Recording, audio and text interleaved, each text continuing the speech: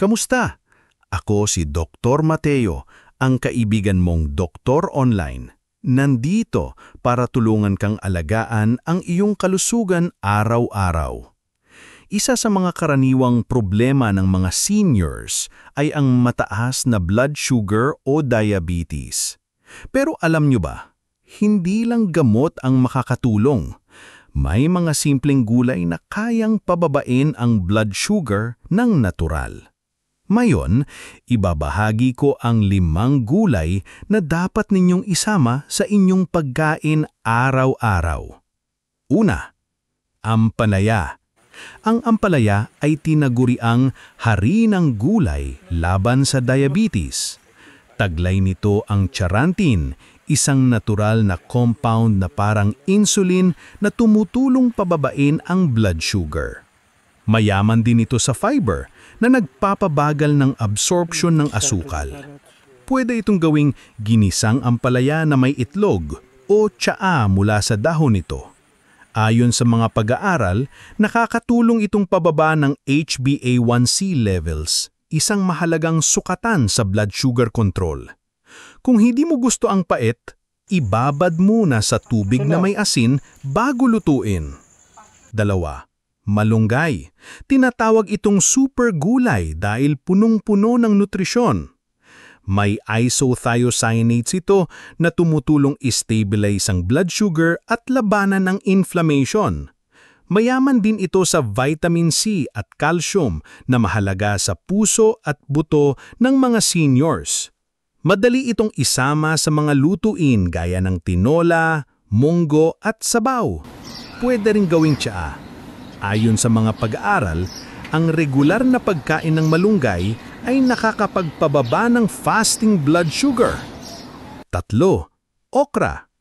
Ang okra ay punong-puno ng soluble fiber na parang sponge. Inaabsorb nito ang sobrang asukal at kolesterol sa katawan. Mayroon din itong flavonoids na nakakatulong protektahan ang pancreas, ang bumagawa ng insulin. Pwede itong gawing okra water na iniinom sa umaga bago kumain. Subok ng maraming seniors na bumababa ang kanilang blood sugar dahil dito. Mainam din itong gawing ginisa o dagdag sa sinigang. 4. Kalabasa. Hindi lang pampalinaw ng mata ang kalabasa, kundi nakakatulong din sa blood sugar dahil sa taglay nitong beta-carotene at fiber. May natural na compounds din ito na nagpapaganda sa insulin sensitivity. Masarap itong gawing ginataang kalabasa, sopas o bulanglang. Dahil mataas sa fiber, mas matagal ding nagugutom ang seniors na kumakain nito, kaya nakakatulong sa pag-manage ng timbang. Tandaan lang, iwasan ang matamis na luto gaya ng minatamis na kalabasa. 5. Talbos ng kamote. Mura pero punong-puno ng benepisyo. May chlorogenic acid ito na tumutulong pabagalin ng biglaang pagtaas ng blood sugar pagkatapos kumain. Mayaman din sa fiber para sa magandang digestion.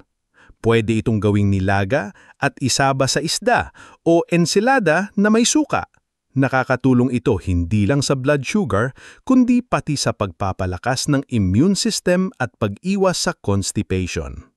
Bonus section, mga dapat iwasan sa gabi para mas epektibo ang gulay. Una, iwasan ang matatamis na pagkain gaya ng cake, soft drinks at tsokolate bago matulog dahil mabilis itong nagpapataas ng blood sugar. 2, iwasan ng kanin o tinapay sa hapunan. Mas magaan at mas mabagal iproseso ang gulay kaya mas stable ang blood sugar level sa gabi. 3, iwasan din ang kape o alak bago matulog dahil nakakaapekto ito sa tulog at sa sugar control ng katawan. Tandaan, hindi kailaang mahal ang paraan para alagaan ang kalusugan. Kung isasama ninyo ang mga simpleng gulay na ito sa inyong araw-araw, malaking tulong ito para makontrol ang diabetes at manatiling malakas kahit senior na.